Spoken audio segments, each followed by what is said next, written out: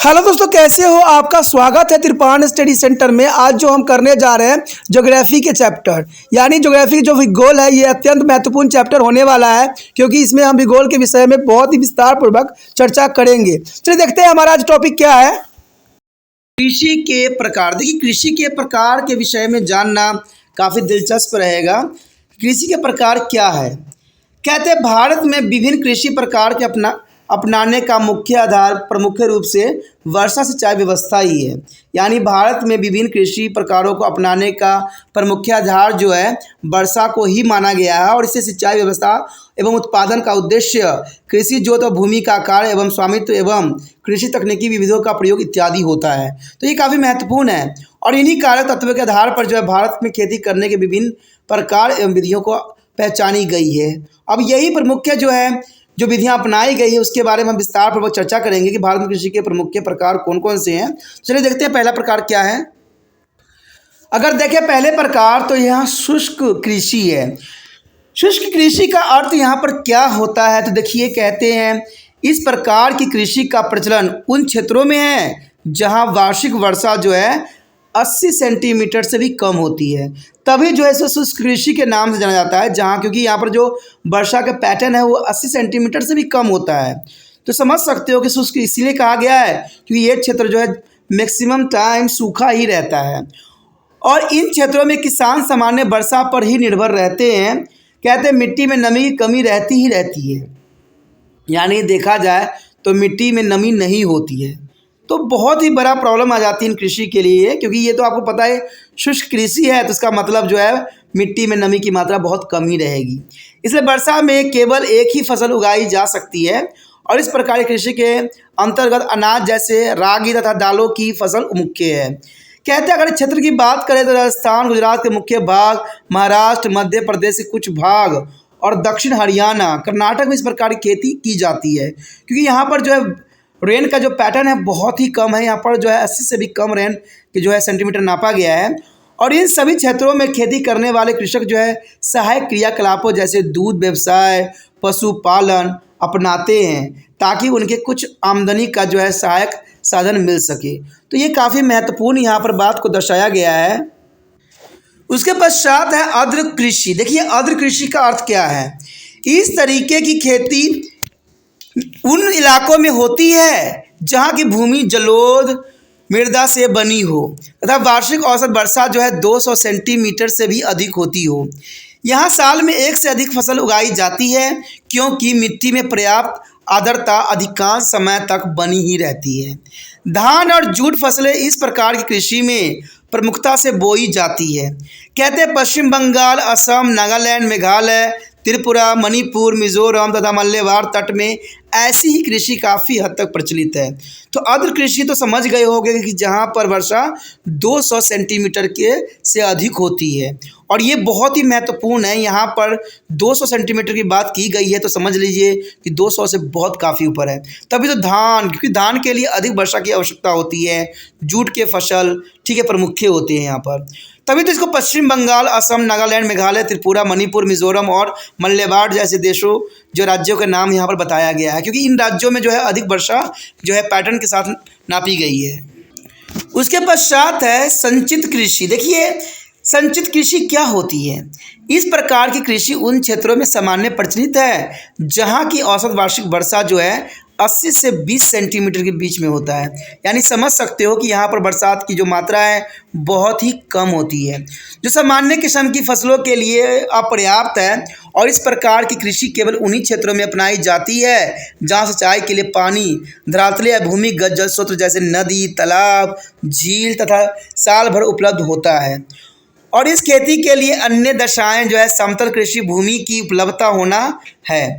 वो प्रमुख क्षेत्र जहाँ इस प्रकार की कृषि पद्धति का प्रचलन है वो पंजाब है, हरियाणा है, पश्चिम उत्तर प्रदेश है, उत्तर पश्चिमी तमिलनाडु के क्षेत्र हैं तथा प्रायद्वीपीय देश के जो है डेल्टा क्षेत्र भी आते हैं।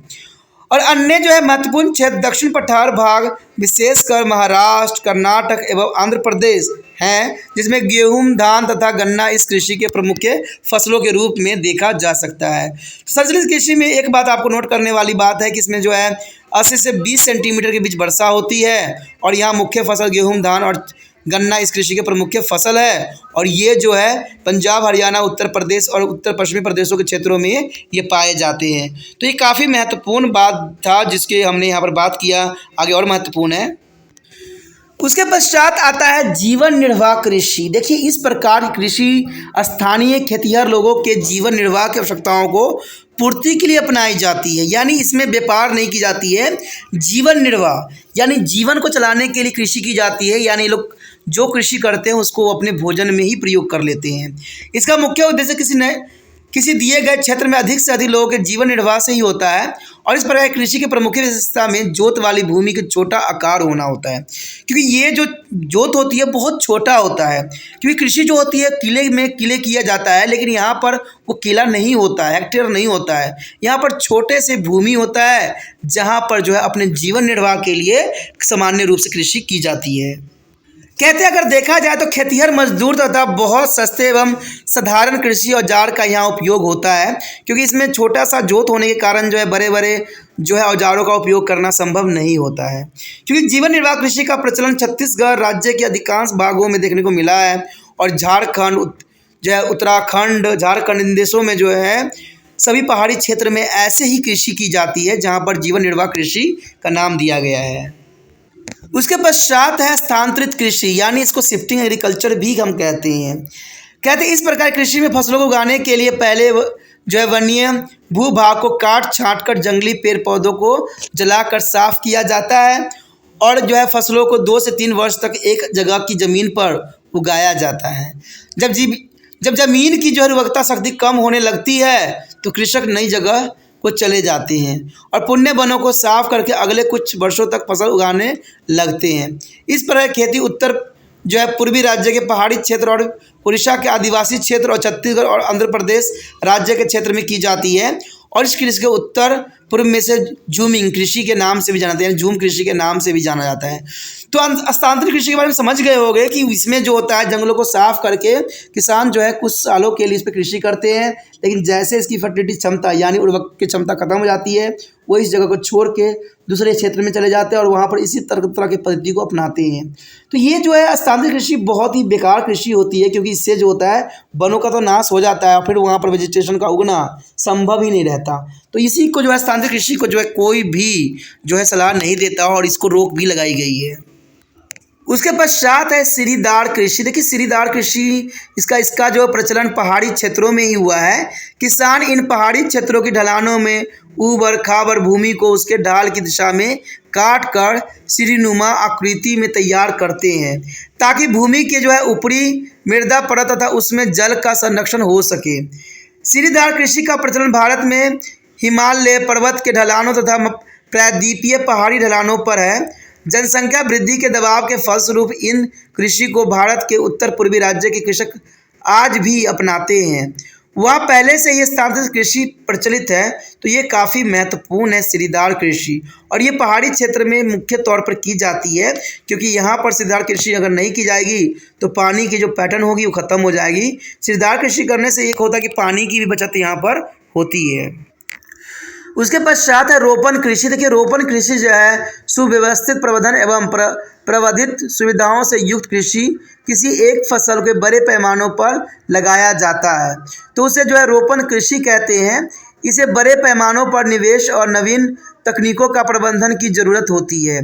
चाय, कॉफ़ी तथा रबर जो रोपण कृषि के उदाहरण है और इस कृषि का प्रचलन जो है असम, पश्चिम बंगाल एवं नीलगिरी पहाड़ी क्षेत्रों में की जाती है। तो रोपण कृषि जो है मुख्य तौर पर चाय, कॉफ़ी, रबर रोपण कृषि के उदाहरण है और इसका जो है क्षेत्र जो है असम, पश्चिम बंगाल और जो है नीलगिरी के पहाड़ी क्षेत्र हैं। तो ये काफ़ी महत्वपूर्ण कृषि के रूप में है रोपण कृषि।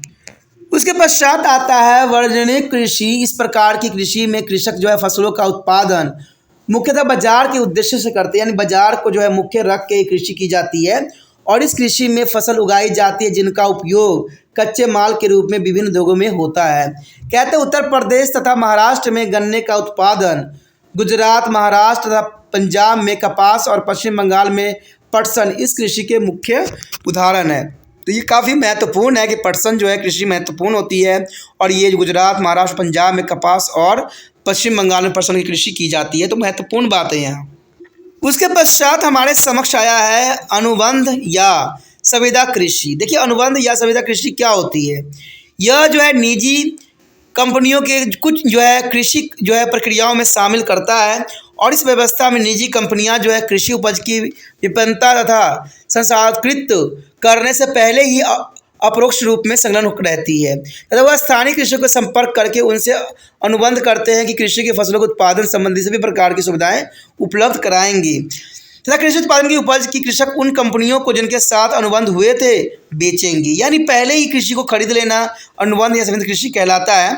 विक्रय की दर पहले ही तय कर ली जाती है और एक बहुराष्ट्रीय दीप फील्ड प्रेस कंपनी ने पंजाब में 1000 एकड़ भूमि आधुनिक कृषि के रूप में खरीदा था। तो देखिए काफ़ी महत्वपूर्ण है। कहते हैं ये कृषि को अगर आप जनरली भाषा में समझना चाहोगे तो इतना याद रखना कि ये कृषि का जो फसल का जो कीमत होता है वो पहले ही तय कर दी जाती है और इस कृषि को उगाया जाता है, फिर जो जाके उसको जो है यूज़ की जाती है। कहते हैं अगर किसानों का अनुबंध किया जाए तो काफ़ी महत्वपूर्ण रहता है। इसी प्रकार के पेप्सी, मैकडॉनल्ड कंपनियां भी जो है अनुबंध कृषि में जो है क्रामस है। कहते हैं नींबू एवं ऐसे अन्य रसदार संतरे जो है मौसमी इत्यादि जो है लगाने में संलग्न होते हैं। तो ये सारे फसल इसी के अंतर्गत आता है। कहते हैं बॉलीवुड एवं आईटीसी कृषक के सिर बढ़ने वाले पेड़ों को विभिन्न विशेष प्रकार के कृंतक बीज देने का जिम्मा लेते हैं जो मात्र 4 वर्षों में बड़े हो जाते हैं। यानी 4 वर्ष में जो है इसकी मात्रा काफ़ी बड़े हो जाते हैं और इनके उत्पादनों को जो है कृषक कंपनियों को ही बेच देते हैं। इस प्रकार की संविदा कृषि जो है आजकल बहुत ही लोकप्रिय हो रही है तथा जो खासकर पंजाब के कृषक इससे बहुत ही लाभान्वित हुए हैं। यानी पंजाब में इसका जो है काफ़ी जो है लाभ देखने को मिला है। कहते हैं हालांकि कुछ विद्वानों ने चिंता भी व्यक्त किया है कि अधिक लाभ पाने के लालच में जो है कृषकों का बड़े पैमानों में पेड़ पौधे उगाने से जो ज़मीन की काफ़ी बड़ी जो है जोत का कंपनियों के साथ अनुबंध हो जाएगा और यह खाद्य फसलों की पैदावार को प्रभावित कर इससे जो है विभिन्न आय वर्ग की जनता के बीच खाद्य पदार्थ की आपूर्ति में असुरक्षा पैदा कर सकती है। तो ये काफ़ी महत्वपूर्ण बात है यहाँ पर। अगर अगले पॉइंट की बात करें तो कहते हैं पारिस्थितिकीय कृषि या जैव कृषि। इस प्रकार कृषि में जो है संश्लिष्ट खाद या कीटनाशक दवाइयों का प्रयोग कृषि उपज के लिए नहीं किया जाता है और इस प्रकार की कृषि जो है फसल चक्रण, फसल अवशेषों और पशु खाद तथा अन्य कंपोस्ट, जैव खादों एवं जैविक दवाई इत्यादि के उपयोग पर आधारित होता है। राजस्थान, आंध्र प्रदेश, उत्तर प्रदेश, पंजाब और पांडिचेरी कुछ कृषकों द्वारा इस प्रणाली को अपनाया जा भी रहा है जो कि काफ़ी महत्वपूर्ण है। तो यहाँ पर जो है हम हर एक कृषि पद्धतियों के विषय में विस्तार पूर्वक चर्चा किया और हर क्षेत्र के बारे में भी जाना। ये टॉपिक कई मानने में हर एक बच्चों के लिए महत्वपूर्ण है, चाहे वो 9th क्लास में पढ़ते हो, 10th में हो, +2 में, सभी के लिए इम्पोर्टेंट है। ठीक है, अगर ये आपको अच्छे से टॉपिक समझ में आया है, अगर आप तिरपान स्टडी सेंटर को हेल्प करना चाहते हो तो आपको तिरपान सेंटर को हेल्प करने के लिए सिर्फ इतना करना है कि लिंक को यूट्यूब से कॉपी करना है और व्हाट्सएप स्टेटस पर लगा देना है। जब आप यूट्यूब पर देखते हो इस वीडियो को तो वहाँ पर शेयर का भी बटन होता है, तो उसको ज़रूर दबाइए और शेयर ज़रूर कीजिए, इससे आप तिरपान स्टडी सेंटर का हेल्प कर सकोगे। ठीक है, अगर पहली बार वीडियो देख रहे थे तो चैनल को सब्सक्राइब करके अपने मोबाइल में अवश्य सेव कीजिए, क्योंकि अगर बाद में कोई टॉपिक देखना चाहोगे तिरपान स्टडी सेंटर का, यूट्यूब पर रिसर्च करने पर कहीं भी आपको नज़र नहीं आएगा। तो इससे अच्छा है कि अगर सब्सक्राइब करके रखते हो तो आपको जो है मोबाइल में ये चैनल सेव हो जाता है। ठीक है, दूसरी बात ये भी रहती है कि कोई वीडियो देखना है तो यहाँ वीडियो के ऑप्शन में आप सारे वीडियो देख सकते हो। साथ में अगर आप वीडियो जो है क्लास वाइज देखना चाहते हो, टॉपिक वाइज देखना चाहते हो तो इसका भी प्रावधान किया गया है। आप प्ले लिस्ट में जाके जो है सभी टॉपिक को जो है क्लास वाइज देख सकते हो, जो कि काफ़ी आपके लिए सुविधाजनक है।